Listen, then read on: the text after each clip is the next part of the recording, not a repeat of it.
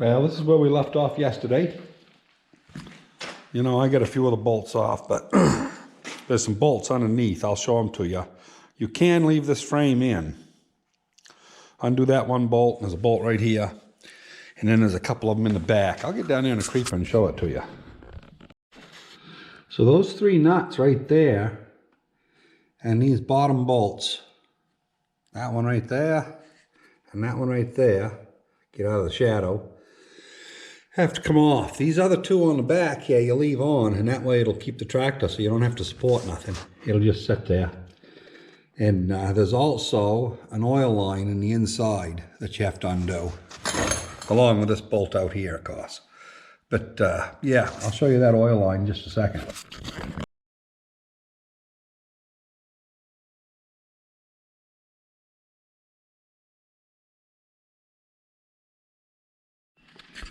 And once you get that all unbolted, I've already blown it off of there. And if you leave your fill pipe on, you can just hit it a little bit, and it'll break that right loose. You never want to put sealer on that because you'll have reason to be in here more than not. Yeah, that's what she looks like. Okay, so down underneath here, this is your oil filter for those of you who are not familiar with John Deere's. Everything behind the oil filter, like this one, and a big plug-in underneath the drawbar, that's all 90 weight for your rear end. This right here is your engine oil. And the oil pump's what's in front of it, which you can get out without too much trouble. Yeah, a little bit of water. Not much. Probably a half pint. That's why when it was outside the other day, I did not turn it over. It was, you know, 8 or 10 degrees out. You have that little bit of water in there and get it on your gears, and you'll break your oil pump drive. There's just a little square socket that sets up there, and they're not a big deal to change, but they're a pain in the ass. So anyway, yeah, the bucket's gonna hold it all. So we'll set that plug up there. Let that drain. And yeah, I'm actually gonna go get me a trouble light. I'll be back in a minute. Well, if you watch that rod real close, you can see there's some clearance there. So some of it's wrist pin, some of it's bearing, but I would guess there's probably 10 thousandths there. There's quite a lot. The tractor always kind of had low oil pressure, you know, but like I say, this has never been rebuilt that I know of. I'm pretty sure, I haven't actually put a mic in it, but I'm pretty sure it's still standard. And I think you're gonna find this crankshaft still standard, although it might be 4 or 5 thousandths worn. But anyway, we'll see how far we're gonna go here within about 5 minutes. We're gonna pull that connecting rod out. We'll shove it out of the hole, and that'll start telling us a lot about what we got. Well, we got this bearing out, and as you can see, it's showing a little bit of copper. And you know, the journal, she's showing a little rust and, you know, different things, but a few scratches, it'll catch a fingernail, but not bad. We might just be able to roll a set of bearings into that old girl. I will replace them, that's for sure. How far I go is yet to be determined. I'm going to roll this down here and see if we can't get that out. Oh, let's see here.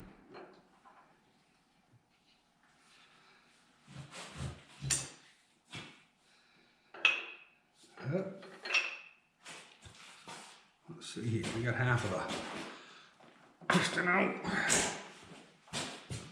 Gonna need just a little more. Where did a piece of wood go down there?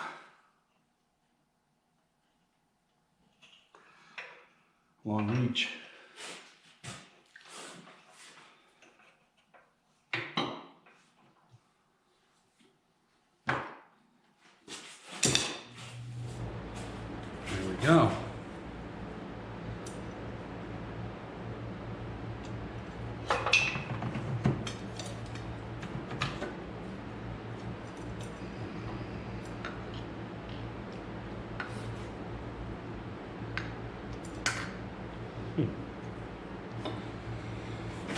Yeah. Let's see here if we can get that bearing out of here. There we go.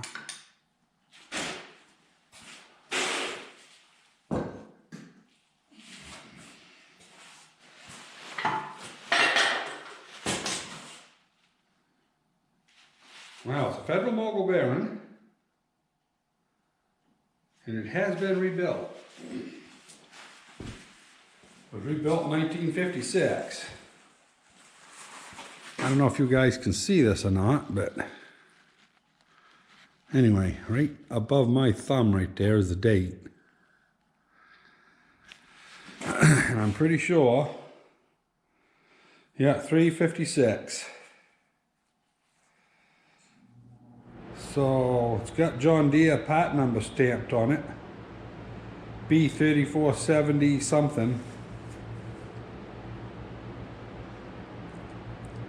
I'm not sure what I guess the last number might be an 8 or an R, I'm not sure. But anyway, yeah, so it has been rebuilt years past, way back when they were right in their heyday.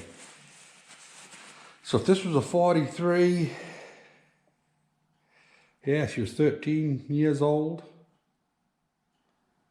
Well, that's when the bearing was made, though. So the bearing could have been in stock for half a dozen years. So it was probably, realistically, probably 15 years old when it had its first rebuild. And I'd say it's only rebuild. So I'm going to go get some mics. And just for the fun of it, we will, yeah, if I can get you guys set up, I'll be back in a minute. Okay. Got a set of 2 to 3 mics, yeah.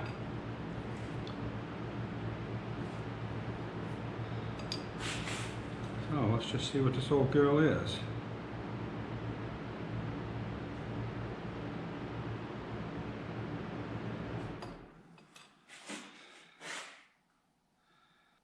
Two 747. I gotta look in the book and just see what that's supposed to be. I'm not really sure. 747.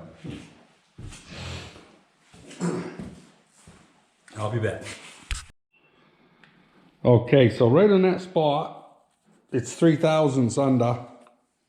It actually gives a, 749 to 750, and it's 47. So we're a couple thousandths under. We'll probably end up pulling this crank and grinding the rod journals. I got to make sure I can get the bearings. And if I can get the bearings, which I think I can, I think they're listed in Steiner's. So I'll find out here in a minute and I'll let you know what I find out. So a little bit of interest in history here. Stuff that's kind of neat to try to figure out. The other side had cotter pins and castle nuts. This side has lock nuts. And I'm pretty sure this is still probably going to be standard on this side, but you never know. We'll find out here when we get into it. I've never actually mic'd it. I have had these pistons out. That's why, for you people that have done tractor rebuilds, the side with the copper is never in the cap. It's always the good one on the cap. And this here is where the load is. I swapped these 2 years ago when I put a set of rings into it, but it didn't stop it from burning oil. She's just to the point where it needs a little love. And maybe this one here has got stuck rings. The other rings on the other side looked perfect. But anyway, so I would say at some point in this old girl's life, probably around 1956 or so, this old girl probably lost a rod. And whether or not they replaced the whole crankshaft, when they rebuilt it, or I don't know. We'll find out here when we get doing some measuring and get looking a little further.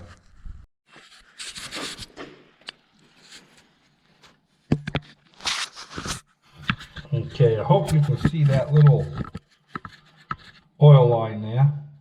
That's the one I got to unhook that goes in between the cylinders right there.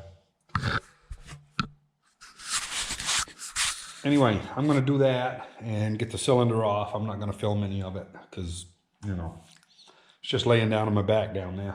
And anyway, we'll get that off.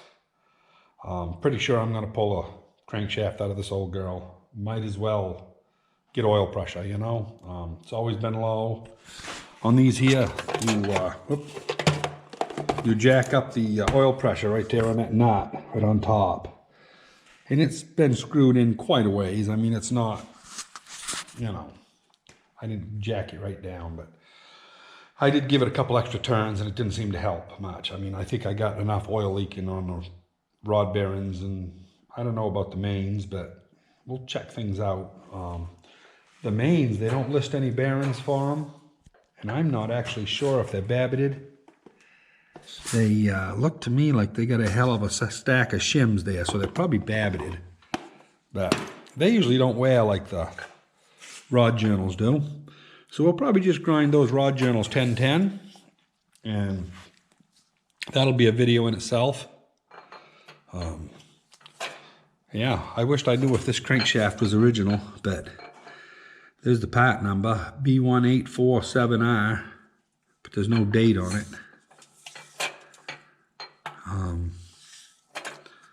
Yeah, I don't know if it's original or not. It seems strange that they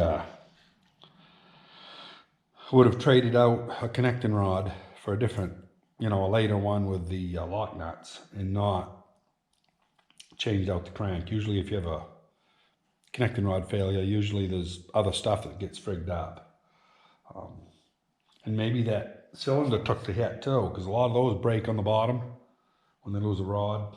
I've had tractors with broken cylinders on the bottom, and this one isn't one of them. I welded one. I think it was actually an H, and ran it for years after I welded it. That had lost a rod at some point. But anyway, yeah, so we'll get this little honey right here off, and I'll be back. So I wasn't going to video anymore, but I wanted to show you this particular thing here I'm going to do.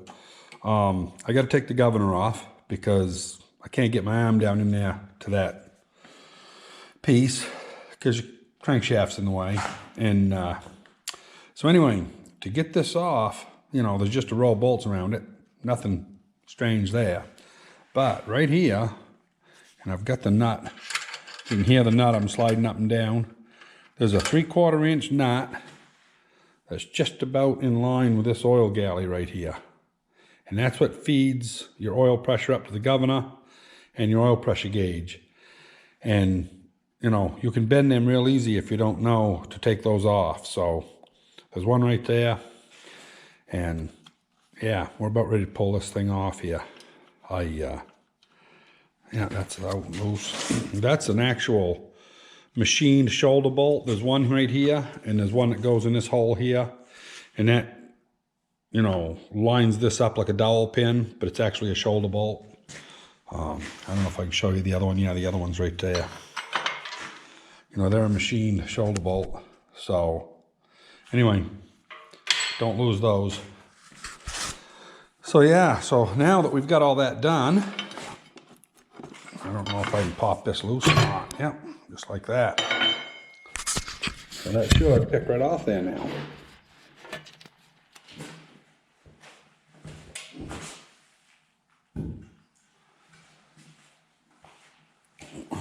I guess that's not going to help me none either. I was thinking this was hollow in here, but it's not. This holds the cam tappet followers, your you know, tappet gauge. Yeah, well, that's all right. Needed to come off anyway. And this is timed actually. This drive is supposed to be horizontal when it's put on, and that's on number 1. Pretty sure that's how it is. I'd have to look in the book to be sure, but as I'm going by memory there when I say that. I should have looked at it before I took it off.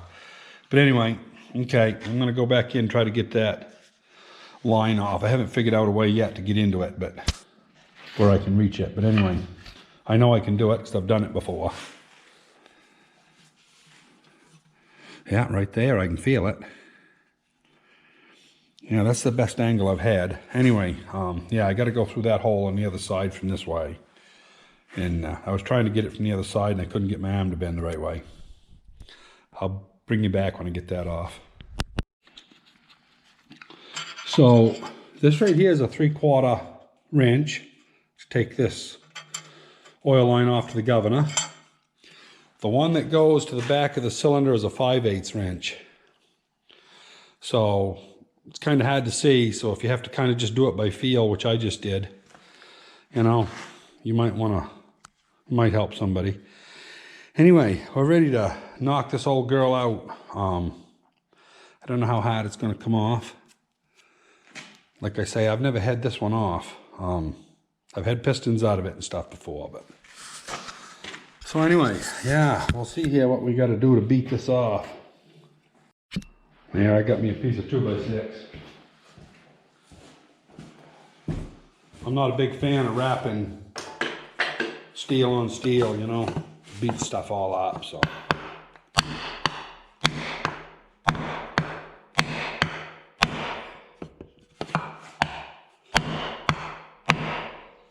Well, I can see movement. That's a good thing.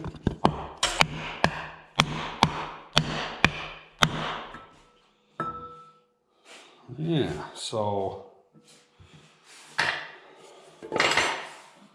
get a pry bar out here a little bit.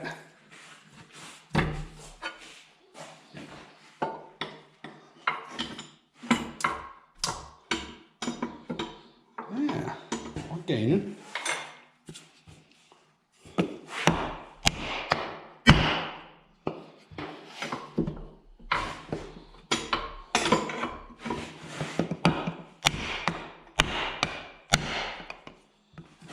Yeah, so when I pick up the bottom, if I put a screwdriver in there so it can't go back, I'll gain a little more. There we go. I don't want to break my screwdriver, so.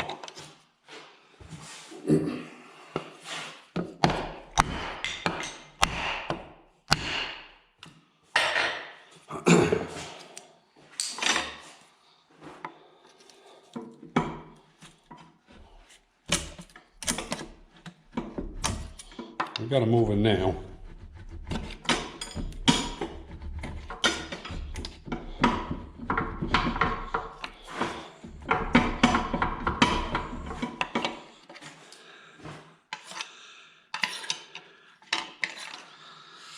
Yeah, let's see here.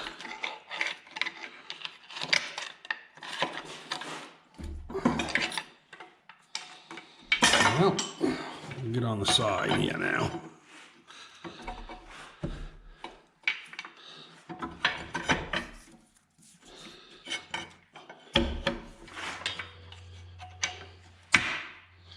Huh.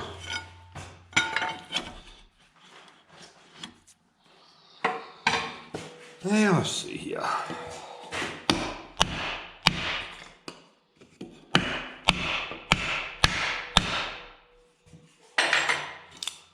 That old spruce don't like the shock that well. Oh, we're almost off.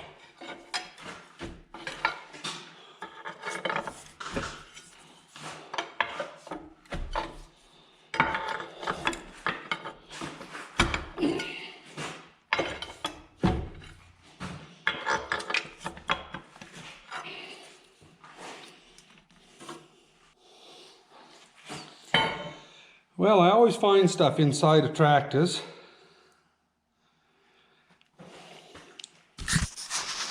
So, what do you suppose that is? It's plastic.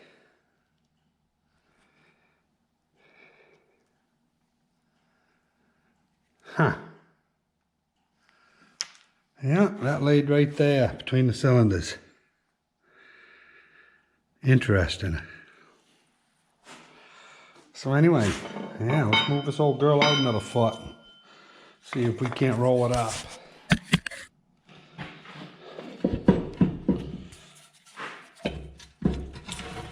There we go.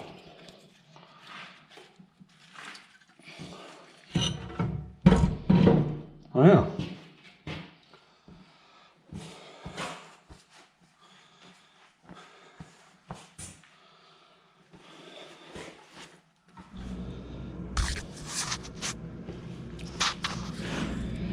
Well, as you can see, there's some scratches. Nothing major, but there's scratches. There's some damage over here from rust.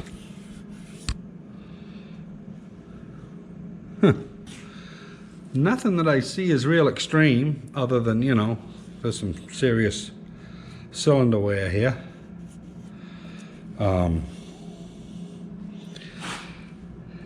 That right there, from right where my finger is out to here, I actually took the ring ridge off with a ring ridge tool because it was bad. I figured it would break a ring. So anyway, yeah, we'll go ahead and tackle the rest of it now. One thing about the B, you can handle the weight of the parts. You know, the John Deere A, you might want a hand with a cylinder, but that's that little 5/8 nut that you have to take off. If you don't realize that, you'll frig it up, because that, you know, you'll stretch it right out. And all that stuff's got to be pretty much where it belongs, or the crankshaft will hit it. And I've seen these back ones on John Deere A's especially. You get the light up there. Sometimes people will put them ones in right there on the back, and they get them bent a little wrong. And then right in here, they'll start rubbing, and they'll chew a hole right through them with a crankshaft, not knowing it, and then they lose the bearings and stuff. So it's one of them things you got to be careful. Yeah, ain't that something? Piece of plastic. That is strange. So anyway, one more mystery. But we will keep disassembling.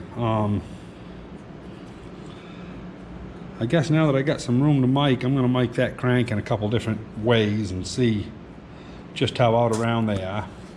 And I'll let you know what I find out. Okay, everybody, we're going to call this video done. I just mic'd these rod journals. That one is 3 thousandths out of round. This one is 3 thousandths out of round, but this one is 1,000 smaller than that one. So anyway, but they are 3 thousandths out of round, both of them. And anyway, the pistons are about 3/4 of a thou worn. So a guy could sleeve the thing back to standard and run these pistons. There's nothing wrong with them really. But I'm going to get a new set. They'll put the compression ratio up quite a lot, and yeah, I think these are like 4 something to 1, and the new ones will be 6 to 1, because this is an all-fuel tractor, and we'll buy a new manifold. We'll still keep the all-fuel manifold, but yeah, and that there is of course standard. So we'll bore that out 90 over. We'll get some pistons coming for that. And I'll get some bearings. I'm going to go ahead and order 10 under bearings for this. I'm going to assume I can hit 10 under. I mean, I think the last crankshaft I screwed up was a straight 8, and that's a whole nother story. Buick straight 8. Yeah, I'll tell you that story one of these days. Customers, of course. Ruined it. But anyway, yeah, so not very often you ruin a crank, but it's an interesting story. So anyway, yeah, we're gonna call it a day here. Gonna go get some parts for the John Deere upstairs. I bought a new suction screen. That hydraulics always chirps, and you can change the filter. When you do, you pull out and drain $200 some worth of oil. And the oil's never bad. You know, it's never milky. It always looks like brand new. The only thing is the brake lining material gets on that filter screen. And it restricts it enough that when it's cold, it chirps. So I called up Hall Implement the other day, and they said, yeah, they says, we can get one brand new, $156, I think it was. And I said, well, get it. I said, it'll last me a lifetime, and it'll save me basically $200 every time I change it and clean it.